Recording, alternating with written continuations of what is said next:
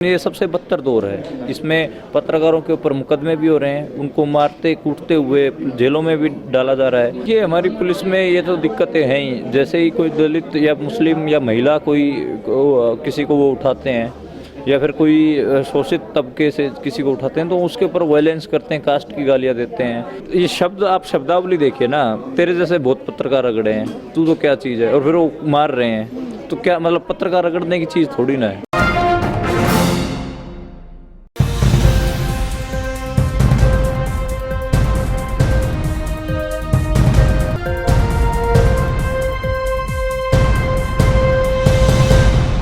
मोदी सरकार में जिस तरीके से तानाशाही का स्तर बढ़ गया है उससे आप सब वाकिफ़ होंगे।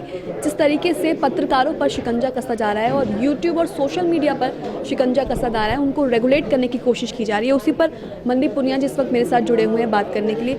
सर, जिस तरीके से आप पर शिकंजा कसा गया, आपके बाद और लोगों पर कसा गया, क्या कहना चाहेंगे उस पर? इस सबका जिम्मेदार कौन है? क्या सरकार एक खास वजह चुनकर आप लोगों को टारगेट कर रही है? देखिए, मेरा मानना है कि जो पत्रकार भी हैं वो भी नागरिक हैं और हमें कुछ अधिकार मिले हैं और ग्राउंड जीरो से रिपोर्ट करना एक हमारा काम है, लेकिन हमारे कामों में खलल डाली जा रही है। मैं ही नहीं बल्कि और जो यूपी से 60 पत्रकार हैं, लॉकडाउन के बाद उनके ऊपर मुकदमे दर्ज हुए हैं। कप्पन सिद्दीकी साहब जेल में हैं। तो ऐसे मुझे लग रहा है कि अभी जो ये दौर है सबसे बदतर दौर है। वैसे तो पत्रकारिता के लिए कोई गोल्डन पीरियड नहीं रहा, लेकिन ये सबसे बदतर दौर है। इसमें पत्रकारों के ऊपर मुकदमे भी हो रहे हैं, उनको मारते कूटते हुए जेलों में भी डाला जा रहा है, राजद्रोह जैसे केस उनके ऊपर कर दिए जा रहे हैं। तो इसलिए मुझे लग रहा है कि ये सबसे बदतर दौर है। इस बदतर दौर का जिम्मेदार तो ओबियसली सरकार ही है। जिस तरीके से सिद्दीकी कप्पन पर अभी तक कोई कार्रवाई मतलब पुलिस की तरफ से हुई है, लेकिन लोग उस तरह से आवाज़ नहीं उठा पा रहे हैं। आपको जिस तरीके से रिहा कर दिया गया, सिद्दीकी कप्पन को अभी तक रिहाई नहीं मिली है, क्या इसकी वजह मान रहे हैं आप? क्या उनको मुस्लिम होने की सज़ा मिल रही है? मुझे लग रहा है कि एक ग्राउंड जीरो से रिपोर्ट करने गए थे और वो जिस इलाके में गए थे, हाथरस में, जहाँ पर दलित लड़की का रेप हुआ था, तो उस इलाके की सरकार तो पत्रकारों के ऊपर तशद्दुद करने के लिए बदनाम ही है और उसी का ही वो सज़ा भुगत रहे हैं ग्राउंड जीरो से, क्योंकि वो सब कुछ दिखाने वहाँ से गए थे जो सत्ता नहीं चाहती कि वो दिखाया जाए, इसलिए वो जेल में बंद हैं। और मुसलमान तो है, मुसलमान होने की वजह से तो और भी बड़े टारगेट बनाया गया उनको, और आइडेंटिटी के ऊपर तो हमला है ही उनके, और उनके काम के ऊपर भी हमला और उनकी आइडेंटिटी के ऊपर हमला। यही एक सेम सिचुएशन यहाँ पर नवदीप कौर के मामले में आती है। वो भी दलित एक्टिविस्ट है। क्या उनके साथ भी इसीलिए उनको प्रताड़ित किया गया, यौन उत्पीड़न के आरोप लगाए उन्होंने पुलिस वालों पर? क्या इसीलिए उन पर इस तरीके से प्रशासन ने दबदबा कसा?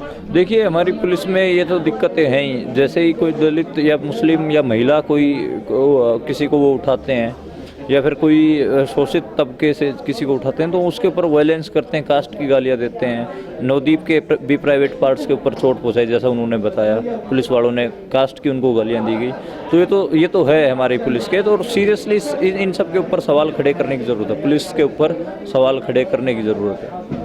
जिस तरीके से पुलिस प्रशासन का व्यवहार एक्टिविस्ट के साथ, पत्रकारों के साथ होता है, कहीं ना कहीं अपनी भड़ास वो अंदर की निकालते हैं। क्या लगता है आपको इसकी क्या वजह हो सकती है? ये शब्द आप शब्दावली देखिए ना, तेरे जैसे बहुत पत्रकार रगड़े हैं, तू तो क्या चीज़ है, और फिर वो मार रहे हैं। तो क्या मतलब पत्रकार रगड़ने की चीज़ थोड़ी ना है। तो वो तो भड़ास तो उनकी है ही, पता नहीं किस चीज़ की भड़ास है, लेकिन भड़ास तो है उनकी। पत्रकार को अपना काम करते रहना चाहिए और उनको करने देना चाहिए, सिस्टम को भी। उनको तो ऐसे परेशान नहीं करना चाहिए, उनके साथ मारपीट नहीं करनी चाहिए। हम भी इंसान हैं, कोई मतलब वो रोबोट थोड़ी ना कि आप जब डंडे बरसा दें हमारे ऊपर, तब जब आप हमारे ऊपर पाबंदियाँ लगा दें। पाबंदी लगाने से और डंडे बरसाने से थोड़ी ना काम चलेगा। जिस तरीके से नेशनल मीडिया पर सवाल उठ रहे हैं, उनको अलग अलग नामों से पुकारा जा रहा है, क्या लग रहा है विश्वसनीयता बिल्कुल खो चुकी है? देखिए, दो तरीके की मीडिया में मानता हूँ। एक तो जो लोगों की आवाज़ उठा रही है और ग्राउंड जीरो से रिपोर्ट कर रही है। दूसरी जो दरबारी मीडिया है, दरबारी कलाकार हैं जो सरकार की स्क्रिप्ट के ऊपर आके एक्टिंग करते हैं, तो उसका तो क्या ही कहें, वो उनका काम है, वो उन्हीं के लिए उनको पैसे मिलते हैं, तो उनको वो करते रहना चाहिए। लोगों को जो ग्राउंड जीरो से रिपोर्ट कर रहे हैं पत्रकार, उनको सपोर्ट करना चाहिए, उनको देखना चाहिए। और मैं अपनी बात शुरू करना चाहूँगा यूपी के 59 पत्रकारों के ऊपर। जिनके ऊपर लॉकडाउन के बाद मुकदमे हुए हैं। तो और इसके साथ ही अब बिहार में भी हमारे एक साथी हैं उत्कर्ष कुमार सिंह, उनके ऊपर मुकदमा हुआ है सोशल मीडिया के ऊपर लिखने के, और एक ऐसी ट्वीट के लिए भी उनके ऊपर मुकदमा कर दिया जो उन्होंने किया भी नहीं था। बिहार में सोशल मीडिया को रेगुलेट करने की कोशिशें हो रही हैं, आप हम सभी को पता ही है। कश्मीर के पत्रकार, बहुत सारे पत्रकार हैं, 3 पत्र अभी 2020 के आते आते 21 के आते आते 3 पत्रकारों के ऊपर और अभी कश्मीर में चल पड़ा है, मुकदमे चल पड़े हैं। ऐसे ही कप्पन सिद्दीकी साहब का मामला लें, हाथरस में वो ग्राउंड रिपोर्ट करने गए थे, वो अभी तक जेल में हैं। तो मेरा ये मानना है कि पत्रकार का काम ग्राउंड पे होता है, वो उसको जेल नहीं होनी चाहिए, उसको अपना काम करते रहना चाहिए। मैं भी अपना काम कर रहा था, मैं भी ग्राउंड जीरो से रिपोर्ट कर रहा था। मुझे 30 तारीख को पुलिस ने उठाया। आप देखेंगे कि जब पुलिस ने मुझे उठाया लाठियां बरसाते हुए, और जब जो मेरा अरेस्ट दिखाया है उस टाइम में भी अंतर है। मुझे शाम के 7 बजे के आसपास उठाया गया है और फिर रात के 1 बजे के आसपास उन्होंने मेरी गिरफ्तारी दिखाई है। तो ये जो इतना लंबा जो गैप था बीच का, इस बीच वो लगातार मेरे साथ उन्होंने वोलेंस की, वो मेरे को मारा है, मेरे लेफ्ट लेग को अलग करके उसके ऊपर अलग से लाठियां बरसाई, और मुझे एक पुरानी सी बिल्डिंग में लेके गए वो, और ठंड में पंखा चला दिया और मेरी जैकेट उतरवा दी थी। मैं नंगे पैर मुझे वहाँ पर बैठाए रखा, पानी मांगा तो पानी मुझे पिलाया नहीं, मेरे मुंह पे मारा, और लगातार करते रहे कि तेरे जैसे पत्रकार बहुत रगड़े हैं। तो पुलिस की जो ये डेफिनेशन मुझे समझ में नहीं आती कि तेरे जैसे पत्रकार बहुत रगड़े हैं। पत्रकार रगड़ने के लिए नहीं होते हैं, ठीक है, हम कोई मतलब चटनी नहीं है कि आप रगड़ दोगे। तो ये एक जो पुलिस सिस्टम है इंडिया का, इस पर सीरियसली बात करनी पड़ेगी, है ना, कि जो भी नागरिक हैं वो पुलिस द्वारा रगड़ने के लिए नहीं है, हमारे अपने अधिकार हैं। और इस बीच मैं उनसे लगातार कहता रहा कि आप मेरी वकील से बात करवा दीजिए, आप मेरे एडिटर से मेरी बात करवा दीजिए, मेरे वाइफ से मेरी बात करवा दीजिए। उन्होंने को एक भी नहीं सुना, बोला आप तो तिहाड़ से बात करना।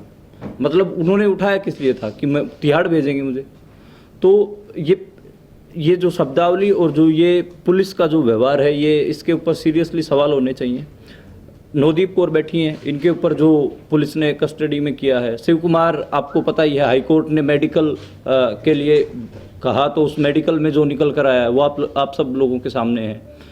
किसान हो, मजदूर हो, सामाजिक कार्यकर्ता हो, पर्यावरण कार्यकर्ता हो, उन सबको जेल भेजा जा रहा है, जबकि वो नागरिक हैं, है ना। अगर राजनीतिक भाषा में बोलें तो वो नागरिक हैं। और सत्ता और नागरिकों के बीच एक कॉन्ट्रैक्ट है, संविधान का कॉन्ट्रैक्ट है। वो नागरिक कोई भी अपने संवैधानिक अधिकारों के तहत कुछ भी काम कर रहे हैं, उनको गैर कानूनी बता के जेल में डाल दिया जा रहा है। तो मतलब वो एक हिसाब से जो कॉन्ट्रैक्ट है संविधान का, उसको ही खारिज कर रही है सत्ता। और वो प्रजा चाह रही है, जैसे राजा और प्रजा होता है वैसी प्रजा चाह रही है, लेकिन नागरिक नहीं चाह रही, जिसके कुछ अधिकार हैं संविधान के तहत। तो इसके ऊपर सीरियसली हमें सोचने की ज़रूरत है। और मैं इसमें एक चीज़ और बोलना चाहूँगा। जो अभी ऑनलाइन प्लेटफॉर्म्स हैं उनको भी रेगुलेट करने की सरकार कोशिश कर रही है। इससे पहले हम देखेंगे कि सिर्फ ट्वीट करने के कारण हमारे बहुत सारे जो सीनियर पत्रकार हैं उनके ऊपर सेडिशन का केस लगाया गया, और कई जो अल्टरनेटिव मीडिया के संस्थान हैं उनके ऊपर छापे, न्यूज़ क्लिक के ऊपर छापा पड़ा, और पूरा 110 घंटे तक वह छापा चलता रहा। तो ये मतलब जो भी अभी ग्राउंड जीरो से रिपोर्ट कर रहे हैं, जो भी संस्थान अभी काम करने की कोशिश कर रहे हैं, उनके ऊपर मुकदमे करना, जेलों में डालना, ये बिल्कुल मतलब पत्रकार भी एक नागरिक ही है। तो हमारे संवैधानिक अधिकारों का हनन हो रहा है, और इसके ऊपर बोलना पड़ेगा। और जितने भी मतलब जो अपने आप को नागरिक मानते हैं, मतलब वैसे तो देश का हर आदमी नागरिक है, तो जितने भी नागरिक हैं उन सबको इकट्ठा होना पड़ेगा, चाहे पत्रकार हों, मजदूर हों, किसान हों, और उनको सीरियसली आवाज़ उठानी पड़ेगी अपने अधिकारों के लिए, जो उनका संवैधानिक अधिकार जो उनका हनन हो रहा है उसके ऊपर। मैं इतना ही कहना चाहूँगा। सभी अहम खबरों के लिए न्यूज़ MX को सब्सक्राइब करें, साथ ही बेल आइकॉन को जरूर दबाएं। लाइक, शेयर, कमेंट करना ना भूलें।